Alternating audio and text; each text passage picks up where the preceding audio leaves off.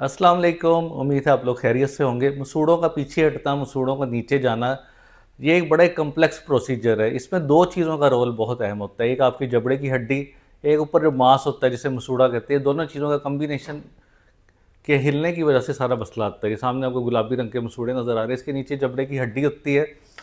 जबड़े की हड्डी जब पीछे जाएगी तो साथ ही मसूड़ा भी आपका पीछे हटना शुरू हो जाएगा। इसकी मिसाल आसान अल्फाज में इस तरह देखेंगे कि आपके घर में पर्दे हैं, पर्दे लटके होते हैं एक मेटल के रॉड के साथ जो उसे सपोर्ट कर रहा होता है। इस तरह हड्डी मसूड़े को सपोर्ट कर रही होती है, और आप रॉड निकालते तो पर्दा नीचे गिर जाएगा, पीछे हट जाएगा। इसी तरह जब हड्डी भुर जाती है, टूट जाती है, उसका लॉस हो जाता है, तो उसके ऊपर जो मांस है, मसूड़ा है, वो भी अपनी जगह छोड़ने लग जाता है, पीछे हटने लग जाता है। और इसकी सबसे कॉमन वजह आपका ब्रश का तरीका, जो मैं कई दफ़ा बता चुका हूँ कि हमेशा ब्रश आपने ऊपर से नीचे की तरफ करना है और एक नरम ब्रश की मदद से करना है, इस तरह आराम आराम से। क्योंकि दांतों पे जो डेंटल प्लाक की लेयर होती है बड़ी चिपचिपी सी नरम सी होती है, वो तो बड़े आराम से आप ऊपर से नीचे जेंटली उसे उतार सकते हैं। लेकिन जब आप उसे घिसाते हैं ज़ोर ज़ोर से, जैसे आप किसी सिंक को साफ़ कर रहे हो, क्योंकि जब हम सिंक को या किसी ऐसी किचन वाली चीज़ को फिर हम रगड़ के साफ़ करते हैं, स्क्रब करते हैं अच्छी तरह ज़ोर ज़ोर से।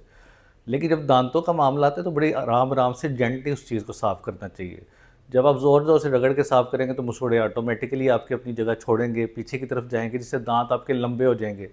उसकी वजह ये है कि मसूड़ों ने दांतों की जड़ों को कवर किया हुआ था। तो मसूड़ा पीछे हटा, दांत की जड़ नज़र आने लगी, जिससे दांत की लेंथ बढ़ गई। फिर जड़ का रंग पीला होता है, दांत देखने में ज़्यादा पीला लगेगा, उससे आपकी एस्थेटिक ख़राब होगी। इसके अलावा दांत सेंसिटिव हो जाएंगे, क्योंकि जड़ वाला हिस्सा सेंसिटिव होता है, दांतों में ठंडा भी लगेगा, गर्म भी लगेगा, मीठा भी लगेगा, और खुराक दांतों के दरमियान फंसेगी, जिससे दांत की जड़ के अंदर कीड़ा लगना शुरू हो जाएगा। इसके अलावा जो सबसे बड़ा मसला होता है, ब्लैक ट्राइंगल्स बन जाती हैं दांतों के दरमियान, काले काले खला बन जाते हैं जो देखने में बहुत बुरे लगते हैं। तो ये सब मसला एक हार्ड ब्रश और हॉरिजॉन्टल ब्रशिंग की वजह से होता है। सिर्फ ब्रशिंग की टेक्निक अगर आप सही कर लें तो आपको काफ़ी फ़र्क पड़ जाएगा, बहुत आपके दांत और मसूड़े दोबारा सही होना शुरू हो जाएंगे। तो आज की वीडियो बनाने का मकसद सिर्फ ये है कि आपको ऐसा सीक्रेट आज बताने जा रहा हूँ जिससे मसूड़े दोबारा, अगर अर्ली स्टेज में पीछे हटे हैं तो दोबारा वापस आना शुरू हो जाएंगे। 6 महीने का टाइम लगता है, एक पूरा प्रोटोकॉल होता है जिसे आपने फॉलो करना है। और करना क्या है, सबसे पहले सुबह उठ के, जो मैंने पहले बताया आपको, 1 चम्मच नारियल का तेल, जो कोकोनट ऑयल होता है, उसे मुंह में रखना है और उसे हिलाना है इस तरह, अच्छी तरह हिलाना है इसे। और उसके बाद 2 से 3 मिनट के बाद उसका मसूड़ों का मसाज करना है। ऑयल मुंह के अंदर लगा ही हुआ है, आपने स्पिट कर दिया है, लेकिन मुंह के अंदर जगह जगह लग गया है, फैल गया है।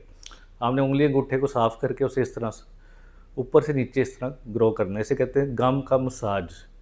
इससे खून की सप्लाई बढ़ती है, मसूड़ों की हेल्थ इंप्रूव होती है, मसूड़े ग्रो करना शुरू हो जाती है। बहुत ही अहम चीज़ है, इसका आपको बड़ा फ़ायदा होगा।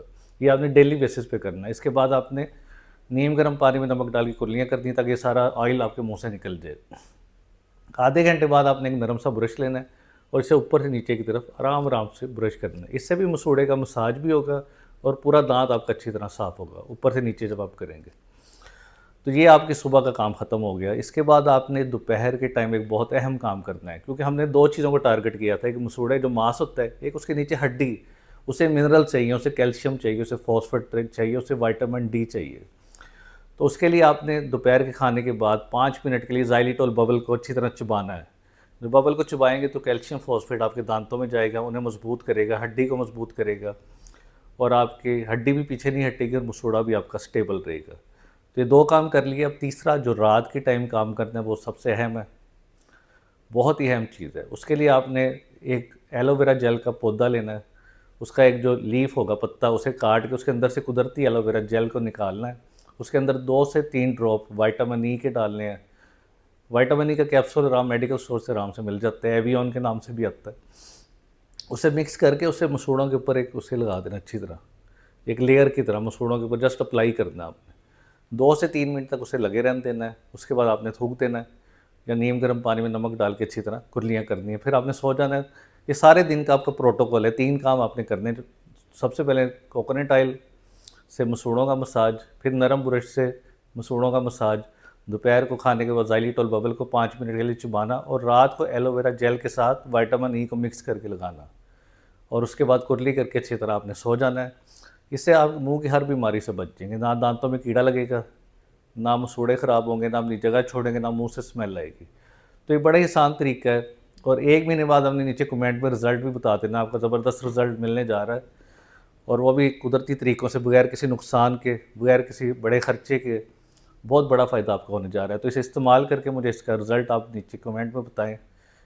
उम्मीद है आज की इन्फॉर्मेशन आपको पसंद आई होगी। इससे रिलेटेड कोई भी सवाल आप नीचे कमेंट बॉक्स में पूछ सकते हैं। शुक्रिया।